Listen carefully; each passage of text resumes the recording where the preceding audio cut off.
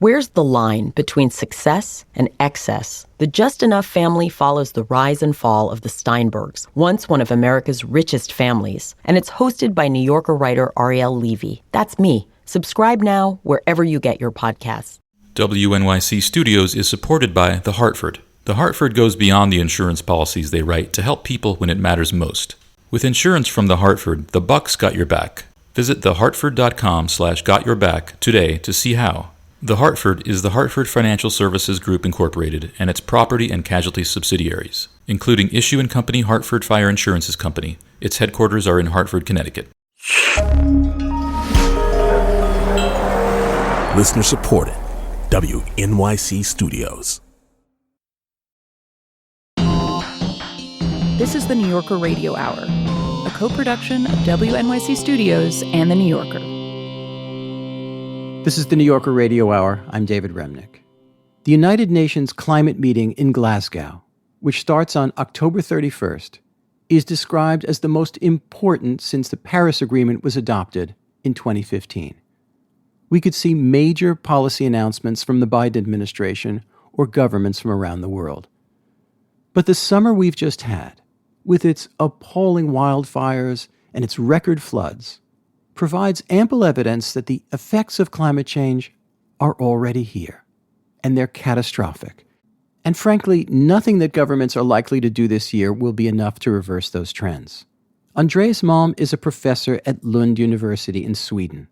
He studies the relationship between climate change and capitalism, and he advocates for far more drastic action than we've seen so far. His recent book, How to Blow Up a Pipeline, is a bit more nuanced than the title suggests, but at its core, he really does want environmental activists to rethink their commitment to nonviolence and embrace tactics of sabotage. I spoke with Andreas Malm last week. Andreas, you've been a climate activist now for a long time, and in 2007, you were part of a Swedish group that started deflating the tires on SUVs. Tell me about that. What was the impulse and how did it work? Yeah, so what we did was we went through rich neighborhoods and picked out SUVs. This was in the early career of SUVs when they were still remarkable on streets before they had become completely ubiquitous. And it's very easy to deflate the tires of a car. You just unscrew the valve and you insert a little gravel or a piece of stone or something like that, and you screw the valve back on, and then the air will be out of the tire in a couple of hours. So this was not property destruction. It didn't damage anything. It created an inconvenience for the owners of SUVs. What was the result of this action? Were there arrests? Did anybody do jail time? There was eventually one arrest, but that was after thousands of SUVs had been deflated in this manner. And did that cause consciousness about SUVs to change in Sweden? And did sales go down? Sales went down quite sharply, and we took credit for that. I mean, I don't know if you could scientifically establish that our actions were the cause of that plunge in sales that happened during that year. You know, there have been, over the past decades, there have been those moments when climate has been on the top of the political agenda, and this was one of those moments. There was the fourth IPCC report that received the Nobel Peace Prize. There was the movie by Al Gore. There was the run-up to Copenhagen, and in this setting, our actions probably contributed to decreasing sales of SUVs. Now, you've gone from deflating tires to writing a book now in 2021 called How to Blow Up a Pipeline. What was the moment that you realized that your next book would have to be about targeted sabotage, and why? That moment was very much the summer of 2018, which was unprecedented in Northern Europe for the wildfires and the drought and the heat wave. And during that summer, I felt panic and desperation, as a lot of people did. This was the summer that led Greta Thunberg to start her later very famous school strike movement. And that sort of changed the picture because in 2019, all the way up to the outbreak of the pandemic, the climate movement in the global north reached its zenith of mobilization, really its peak of popular force out on the streets. So the book became a product of the moment of 2019, but it's also a call for escalation, a call for the movement to diversify its tactics and move away from an exclusive focus on polite, gentle, and perfectly peaceful civil disobedience. What actions are you recommending for the movement? Well, I am recommending that the movement continues with mass action and civil disobedience, but also opens up for property destruction. So I'm not saying we should stop strikes or square occupations or demonstrations of the usual kind. I'm all in favor of that. But I do think we need to step up because so little has changed and so many investments are still being poured into new fossil fuel projects. So I am in favor of destroying machines, property, not harming people. That's a very important distinction there. And I think property can be destroyed in all manner of ways, or it can be neutralized in a very gentle fashion, as when we deflated the SUVs, or in a more spectacular fashion, as in potentially blowing up a pipeline that's under construction. That's something that people have done. So you are recommending blowing up a pipeline. You use the phrase intelligent sabotage. What does intelligent sabotage look like in this context? Well, let me give you a very concrete example. Right now, Total, the largest single private company headquartered in France, is constructing what will be the world's longest heated oil pipeline in Uganda and Tanzania, and displacing in that process about 100,000 farmers, all for the sake of carrying even more oil to the world market to pour fuel on the global fire. If people in that region were to attack the construction equipment, blow up the pipeline before it's completed, I would be all in favor of that. I don't see how that property damage could be considered morally illegitimate, given what we know of the consequences of such a project. Do you yourself plan to be involved in such actions?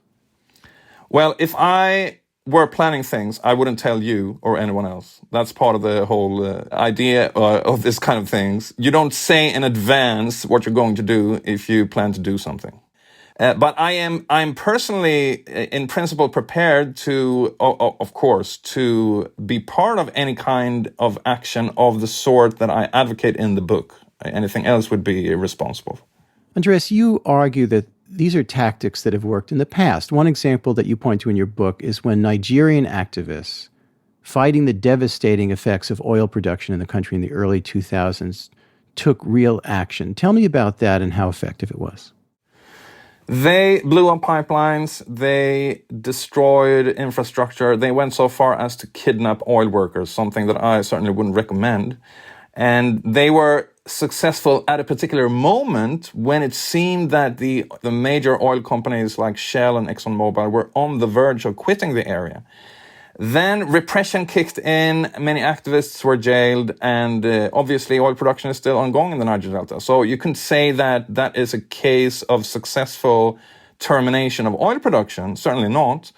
I bring that up as one case among many others that show that property damage is technically feasible.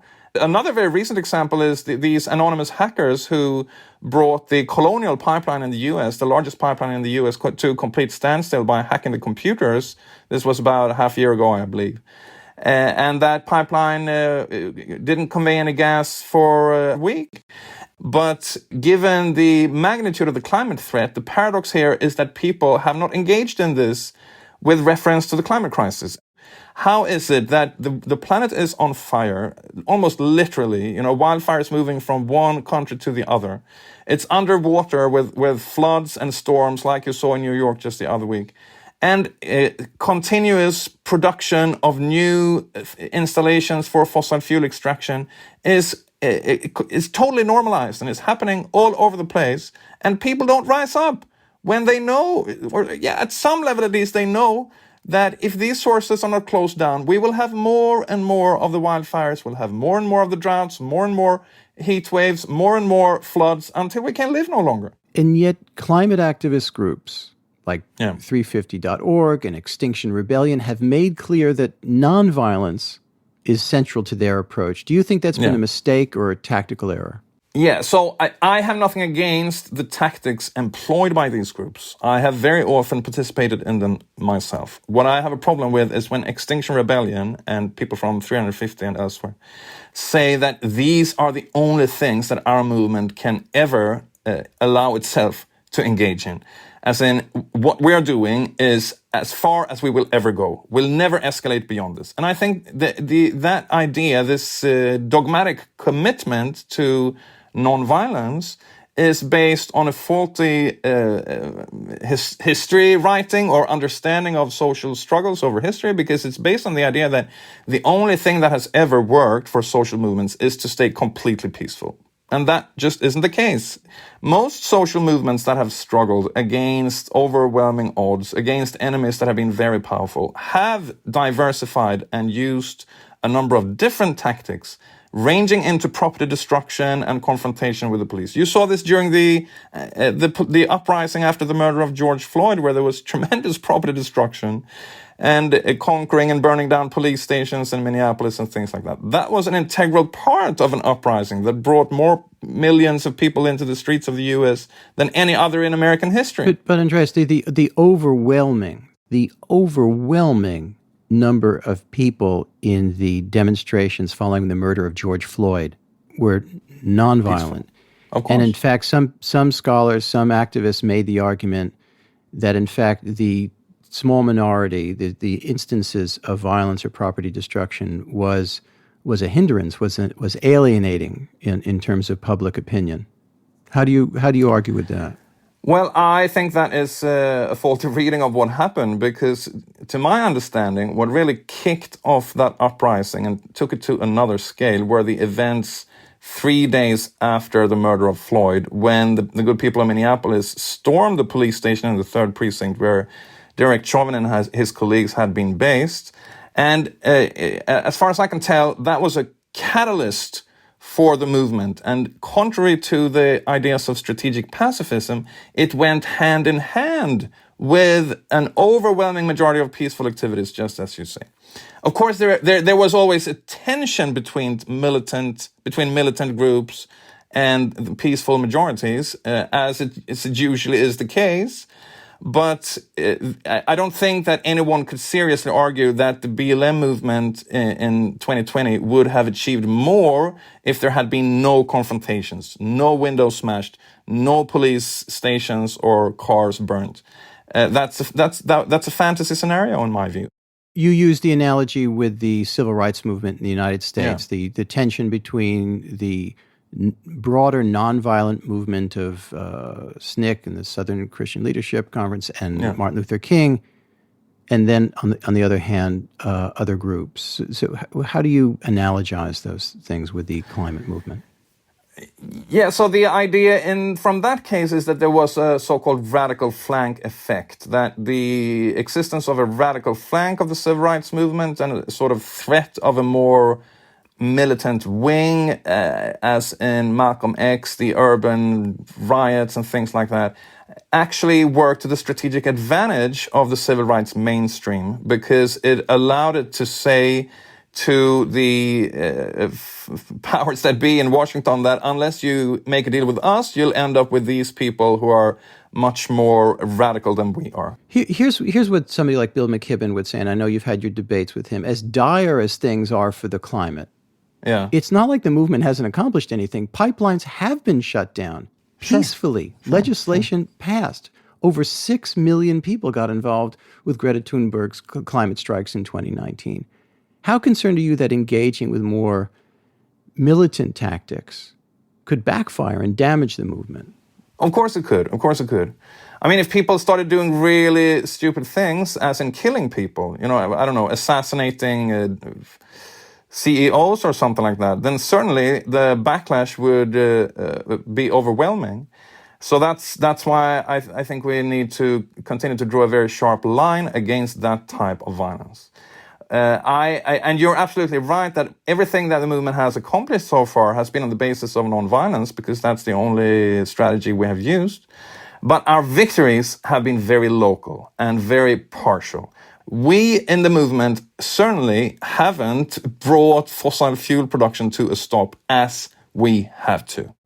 Andreas, Ezra Klein, New York Times columnist, wrote a piece about your book and the financial fallout from pipeline sabotage, potentially. He writes this: the consequence of a wave of bombings to obliterate energy infrastructure would be to raise the price on energy immediately all across the world, and the burdens would fall heaviest on the poor. Is he wrong? Yeah, so on the argument that there will be economic pain from property destruction, yeah, of course there is that risk. The problem here is, first of all, that any kind of phasing out of fossil fuel production and consumption will trigger price spikes. It's very difficult to see us getting rid of fossil fuels without them becoming more expensive. So advocating a strategy that doesn't make energy more expensive is almost tantamount, fossil energy more expensive is almost tantamount to not advocating mitigation at all. Of course, if you engage in property destruction that causes such disruption to prices, you run a risk of alienating people. But I think that if people go about this in a careful fashion, and if they time property destruction of this sort to moments when the impacts of the climate crisis are being felt, there would be a decent chance to also gain popular support for these kind of actions. One of the things that would mitigate against that, unfortunately, is that we live in a world of Fox News. And if they were to see, if they were to see activists on the left going after private property in the name of climate change, I think you can write the script. The next thing you know, you'd have blaring headlines about eco-terrorism. So how do you avoid playing into the eco-terrorism narrative, or can you? Yeah. Well, I don't think that we should adapt our tactics after the enemy's script. If the protesters after the murder of George Floyd would have done so, they certainly would have stayed home. Because, of course, what Fox told the viewers was that BLM was a terrorist Marxist movement. If you challenge vested interests, you will face that kind of backlash. Whether you challenge them peacefully or you challenge them through property destruction, you will certainly get demonization from the far right. That's already happening. But I do think that at some point, if there's any rationality in the human species left, then people in moments when they see their habitats, their ecosystems around them disappearing and their lives becoming unbearable, if in that moment you have climate activists who strike against the sources of all this pain and suffering, then at least some segments of the population should presumably support that. If not now, then maybe when it's 2 degrees or 3 degrees hotter. But the task for the climate movement isn't to wait until it's extremely late, which it already is, but to move ahead and to use opportunities of extreme climate disaster, which are raining upon us, to drive this point home to people. We can't have more fossil fuel infrastructure and a habitable planet at the same time. We need to choose one or the other. Let's take sabotage off the table for a second. Yes. Is there a way that the movement could be smarter in the way that it engages in nonviolent protest? Yes. I think nonviolent protest works best when it targets fossil fuel production. When you have nonviolent mass actions that close down traffic in general, squares in general, in cities, it's a kind of indiscriminate targeting of urban activity that isn't necessarily the best. I think it makes much more sense to have things like climate camps, where you have people peacefully breaking through police lines, shutting down gas pipelines or coal mines. That's usually the case in the German climate camps. Shutting this infrastructure down, if only for a couple of days. That's a very effective way of getting people together in action and openly targeting the source of the problem.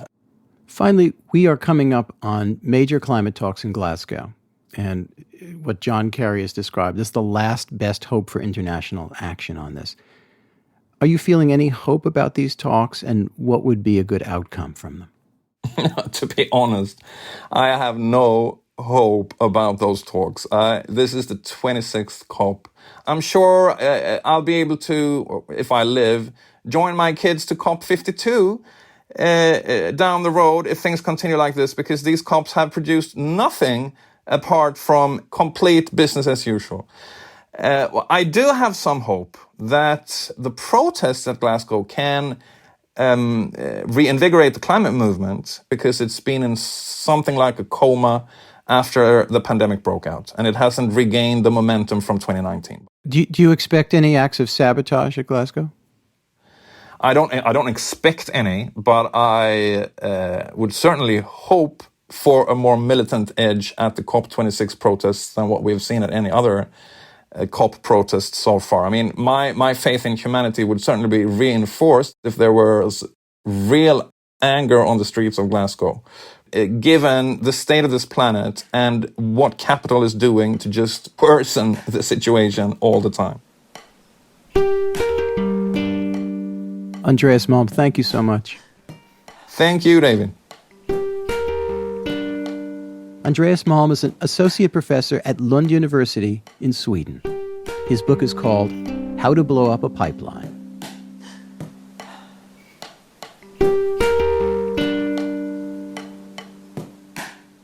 From the earliest days of this program, we've been covering the issue of climate change and how it's affecting our lives, our economies, and our futures. Some years ago, our reporter Carolyn Corman went to Tangier Island in the Chesapeake Bay off the coast of Virginia. Tangier Island has been losing landmass for years, and as sea levels rise, it may be one of the first places in the United States to become absolutely uninhabitable. Although, when Carolyn visited, sea level rise itself was a fact that many on Tangier Island refused to accept, including the mayor. How much of your day, every day, do you think you spend considering the weather? Probably 60% of it. Yeah. Weather is our life. Yeah. Eskridge is showing us around his crab shanty. He's got dozens of blue crabs in tanks out here. We bring the peeler crabs in and we dump them in these tanks. That's what my father used to do and grandfather before him. He's waiting for them to molt so he can sell them as soft-shell crabs, Tangier's specialty. Oh, this one's shedding right now, and so's that one, right? Yeah, yep. They're called busters. Who's this? This is Sam Alito. He looks like a stately old gentleman. Yeah, yep. The mayor's also got cats out at the shanty. We were having a tropical system, and there was a tree stump drifting in the storm, and there was 4 kittens hanging onto it. I guess they came from the island, but I went out and picked them up, and they've been here ever since. And they're a conservative group. It's Sam Alito and John Roberts, Condi Rice, and Ann Coulter. He's been working from this spot since he graduated from high school in 1976. The building is about the size of a one-car garage, and it's perched on pilings in the harbor. He points to those pilings and says the high water mark is right where it's always been. And that's why he doesn't believe that climate change is causing the sea level to rise. We've had people coming for years about the erosion problem here. I had a lady that told me, Mayor, whether you believe in climate change and sea level rise or not, go along with it, because you may get funding to save your island. Who told you that? Some lady told me. She, just visiting. She was in the government. That's all I'm going to say about that. She said, go along with it, and you may get the funding you need, because that's the argument of today. And after I did a couple interviews after that, and I would mention sea level rise and climate change in it, and I felt real dirty inside. So I stopped doing it. I said, I can't do it. I don't believe it. I can't do it. You can find that story and everything we've aired on the program on our podcast. Look for the New Yorker Radio Hour wherever you go for podcasts. We've got much more to come this hour, so stick around.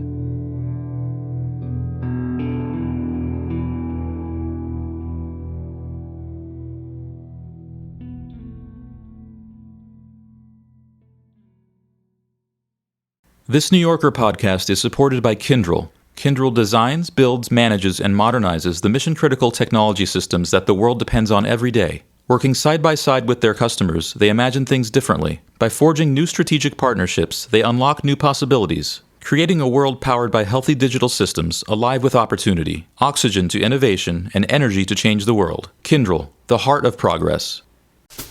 The New Yorker Festival is back, October 4th through October 10th. And this year we'll have a mix of virtual events for those tuning in around the world and outdoor conversations, screenings, and performances for those of us in New York City. Stanley Tucci is joining us. Kara Walker and Thelma Golden will discuss art, history, and more. We'll also have a performance and conversation with Billie Eilish and many others. You can find out everything that's happening and buy tickets by going on newyorker.com/festival.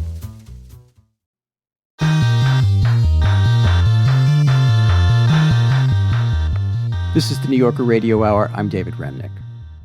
Parl Segal is a book critic and an essayist. And very recently, she came to the New Yorker from the New York Times. She's at work now on her very first piece for us, and I called her up recently to find out what she's been reading and what she's thinking about. Parl, welcome to the New Yorker Radio Hour. How are you? I'm good. Thank you so much for having me. Oh, you bet. Now, in addition to working at the New Yorker, you're also teaching a graduate class at New York University. And you're going to give us a little taste of the syllabus. And my understanding is that the name of the course is Writing the Unspeakable. What does that mean? It's writing the unspeakable because when you work with language or with narrative, invariably you become interested in where it breaks down. You know, where is it insufficient? And so these are all books that are about atrocities, some personal, some political, but we're very interested in thinking about what forms have been developed historically, what forms are being developed now to talk about them. So let's start with your first pick in this syllabus of the unspeakable. Perhaps let's choose the work that is, in a way, the most inaccessible. It's a one-woman show that premiered in 1999. It's called 2.5 Minute Ride by Lisa Crone. So you can get the script, and I've assigned the script, and you can get a recording on Audible. And this one-woman play, a woman is going to walk to the front of the stage, and she's going to start putting on like a slideshow, like the way the old vacation slides. Like, this is where we went. But she's going to show you two separate journeys. One is a trip she took with her father to Auschwitz, where his parents were killed. The second journey she describes, flipping through these slides, is her father's late-in-life obsession. Her father had a heart condition, was a diabetic, was blind, and became obsessed with roller coasters. And so she flips through amusement parks and Auschwitz. It just gives you whiplash. And you're laughing one minute, you're appalled. You don't know what's happening. You don't have time to assimilate it. Also, keep in mind that the slides she's showing everyone are blank. This is a picture of my dad on a roller coaster. This is a picture of my parents having dinner at the Olive Garden at the mall, which is directly across Saginaw Highway from Myers. This is a picture of my dad getting an insulin shot. This is a picture of me not being able to hold his world in my head. This is a picture of my father's funeral, which is odd because my father is still alive. And one, she's sort of describing, obviously, trauma in the everyday. And secondly, I think she's asking this really interesting question of, how can I tell this story without my father's suffering and the suffering of his parents? That it's not just a trinket. It's not something easily consumed you can take home after coming to this show. Does it seem to outrage people? I mean, there's something in people's reaction to certain kinds of literature, particularly Holocaust literature, that it's sanctified in a way. And to betray that with comedy or the perverse, no matter who the author is, often gets a terribly negative reaction. It can, but I think that so many people have had the experience I've had listening to my own family's history of escaping partition with some of the most inappropriate jokes known to man. Yeah. And the flip side of horror and humor is very, very real. But I think it's also about, really struggling with the idea of some traumas being hyper-represented, right? So what story can she tell? And she really struggles with this in the play. She stops at one point and she sort of scans the audience and she goes, you've seen Schindler's List. You know this. There's nothing I'm showing you that you haven't seen. And what kind of room is left for her story, for more stories? So let's move from Lisa Kron to your next pick. My next pick is Christina Sharp's book, In the Wake, on Blackness and Being. And it's a book about its subject, but it's also so deeply a book about thinking. And it's one of those books that when you first read them, they gave you extra senses. So some of the ways I think about this book were given to me by this book. We'll start with who Christina Sharp is. Who is that, Parl? She's a scholar. Right now, I think she's at York University in Toronto. And she begins this book talking about a number of deaths that have happened in her family, some very mysterious, and opens up to talk about what historian Saidiya Hartman calls the afterlives of slavery, the way that slavery's life is still inscribed in the present in incarceration, impoverishment, access to healthcare. It's the sort of present-day haunting, right? We're not shaken of it. And what Sharp wants to do in this book, using the metaphors of the slave ship, right? The metaphor of the hold, where enslaved people were kept, the metaphor of the wake, the watery trail behind a ship, is to describe Blackness and slavery in its current forms. How do we look at photographs? How do we look at the past? So let me give you an example. One of the things she does is she looks at a photograph that was, I think it was like an AP photograph of a young girl following an earthquake in Haiti. The girl is lying, I think, on the ground or on a gurney of some sort, and she has a tape on her forehead that says ship. So she wants to look at how this news photograph, right? This photograph that was taken and disseminated. What are the premises of this photograph? Who does this photograph assume is looking at it? How can we look at this photograph and be with the subject, right? Not make her a specimen again. So she asks these questions of photographs, of news articles, about migrants, about Eric Garner, about any number of things to just sort of say, how are these stories being told? And how can we, if possible, show care as writers and as readers for some of these events? Well, finally, we come to a writer from Belarus, and I interviewed her for this program some time ago. It's Svetlana Alexievich. And she won the Nobel Prize, I think, in 2015. But I haven't read the book that's on your pick 3 list. So could you tell us about that? Right. So I'm recommending her first book, a book that I really admire because it has, big first book energy, which is sort of, you feel her. See, humor and horror have to go together a little bit. I'm sorry. But what you experience in the book is a writer kind of exhilarated to be finding a form to say, I think this is how I'm going to do it. This is how it's going to be done. And what's going to be done is a different way of writing history. The book is about some of the 1 million women who fought in the Red Army during World War II. And she wanted to tell a history from the inside, which is to sort of say, I want to tell a story, a history of emotions. Emotions are a kind of reality. And I want to tell a story of this war from the perspective of the women. She says it has its own logic, it has its own color, it has its own smell. There's a real intimacy in this particular book. She describes growing up in Minsk and being surrounded by widows, right? And always knowing how to talk to widows, all these women who their husbands had been killed. And so she wanted to talk to these women again, and they're much older. And she interviews up to like 500 people for these books. And she would go to their houses and she would drink tea and they would try on clothes and she would wait for the story. And then some of the stories that would come out, they're not what you expect. I think that's also part of it, right? Like the word pretty occurs a lot in this book. The word unkissed shows up a lot. These were really young women. Some of them were 20, barely 20.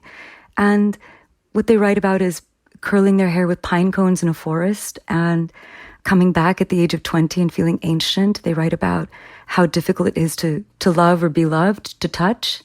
She got into a lot of trouble. Censors kept saying, well, this is not history. And she kept saying, like, no, it's in these details. This is the story I want to tell, the story of the insanity of what they lived through. It's interesting to me, Parl, that one instruction of modesty for journalists is that no matter how good you're reporting and even your insight, you're never going to get as deep as fiction can go into the human well of emotions and understanding. And yet the books that you've picked here are either some form of memoir or nonfiction, and they go as deep as is conceivable to go. They do. They try to, and sometimes they go so deep because they also sometimes don't go all the way into the abyss. They talk about what can't be represented. 2.5-minute Ride is really beautiful because she tells you, I'm going to tell you all my father's stories. But what does she really tell us? she keeps a lot of privacy for him, you know? So there's certain things that she's also asking, what can't I represent? What can't I say? The Alexeyevich book is notable for its ellipses, right? And what lives in that? What lives in those 3 dots? You know, so I think that they do go deep, but they also are, I think, humble in the face of what they can do. Parl, I can think we are lucky readers, but your students are also lucky too. It's wonderful to hear from you. Thank you so much, David. Parl Segal writes on books for The New Yorker as of this month. And the recommendations she just shared are Svetlana Alexeyevich's book, The Unwomanly Face of War, Christina Sharp's In the Wake, and Lisa Kron's one-woman play called 2.5 Minute Ride. I'm David Remnick, and thanks for joining us today. And I wanted to let you know that the New Yorker Festival is back, October 4th through October 10th. We'll have a mix of virtual conversations and some outdoor events that are taking place in New York City, with guests like Amy Schumer, Stanley Tucci, Jamaica Kincaid, Chimamanda Ngozi Adichie, Dave Grohl, and many more. It'll be a fantastic festival. You can find out all about it at newyorker.com/festival. The New Yorker Radio Hour is a co-production of WNYC Studios and The New Yorker. Our theme music was composed and performed by Merrill Garbus of Tune Yards, with additional music by Alexis Quadrado. This episode was produced by Alex Barron, Emily Botine, Ave Carrillo, Rhiannon Corby, Kalalia, David Krasnow, Gofen Mputubuele, Louis Mitchell, Michelle Moses, and Stephen Valentino. And we had additional help from Allison McAdam and Harrison Keithline. The New Yorker Radio Hour is supported in part by the Chirina Endowment Fund.